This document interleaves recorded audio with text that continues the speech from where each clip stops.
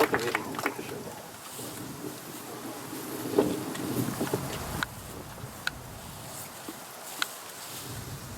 Thank you.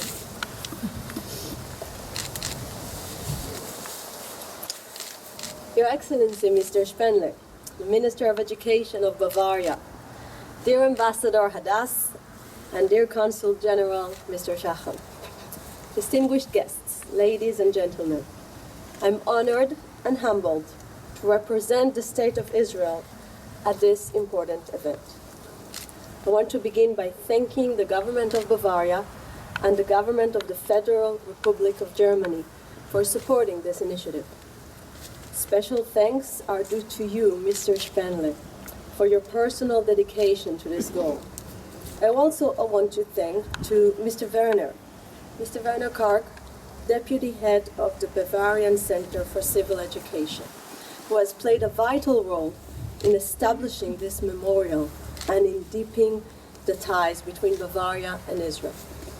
I would like to start from a very personal point of view. I wasn't born at 1972. I was born 6 years later. And in order to feel a little bit of the personal stories, I asked two of the widows of this horrific terror attack to come to my office in order to listen to them, in order to feel it. And Anki Spitzer, now very close to 70, told me about her experience as a young woman, 26 years old, coming here to the Olympic village, coming and escorting her husband, leaving 2 months baby at home. And she was speaking about it as if it happened a few days ago. So the one that's still open, Ilana Romano was also one of the widows that came to share with me their battle to maybe the most important thing when it comes to fighting terrorism, the commemoration. This year, at the Rio Olympic Games, finally, after so many years of battle, this horrific terror attack will be finally memorized in the opening of the Olympic Games. And this is thanks to those two young women that throughout over 40 years that passed away, they kept on fighting about the memorial. And they wanted to deliver this message to you, Mr. Spaenle. They would like to thank you so much for looking at this peaceful place in order to make sure that the historic event will be memorized here to whoever is coming to see this place on this hill in Munich. So this is maybe the most important message that I wanted to deliver to you from the families of the victims. But of course, we can't ignore the fact we're also speaking about a very important point step in fighting terrorism. The massacre of the Israeli athletes in Munich was an historic milestone, after which the fight against terror entered a new phase.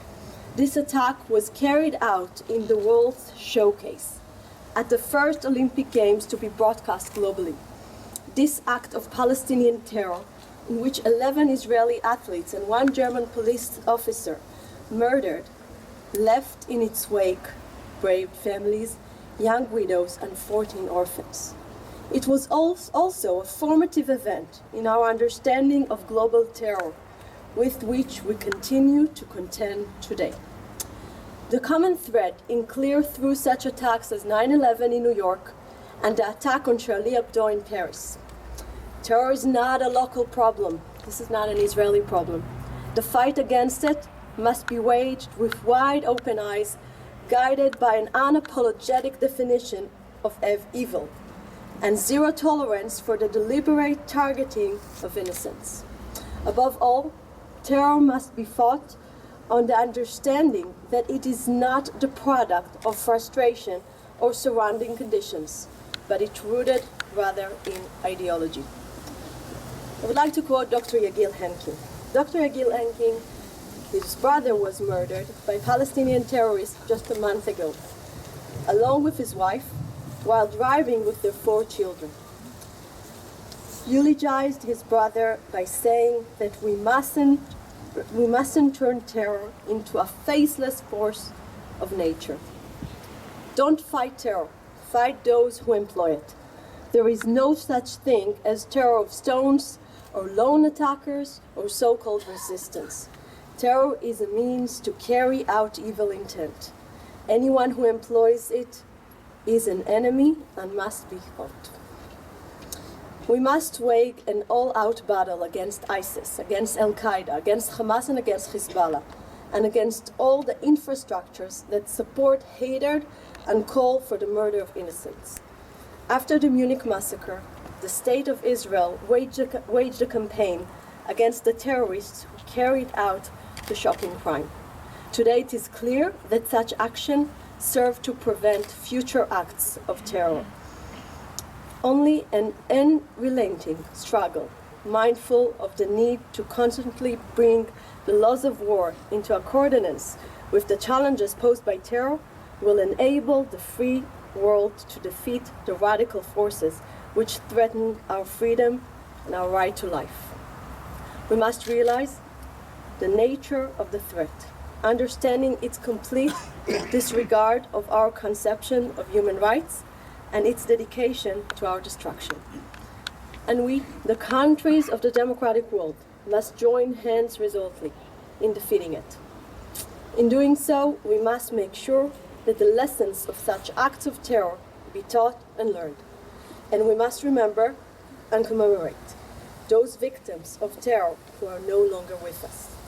This is the significance of this memorial, and this is its importance.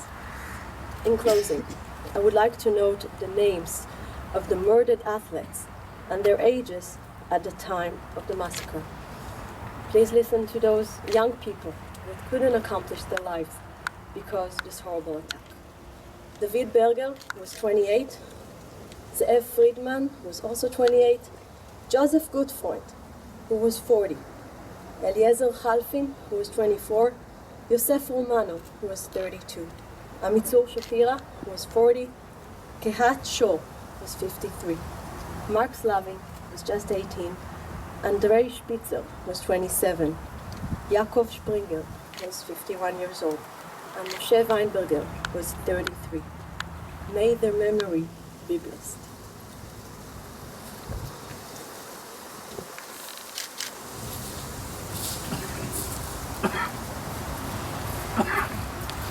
Vielen herzlichen Dank.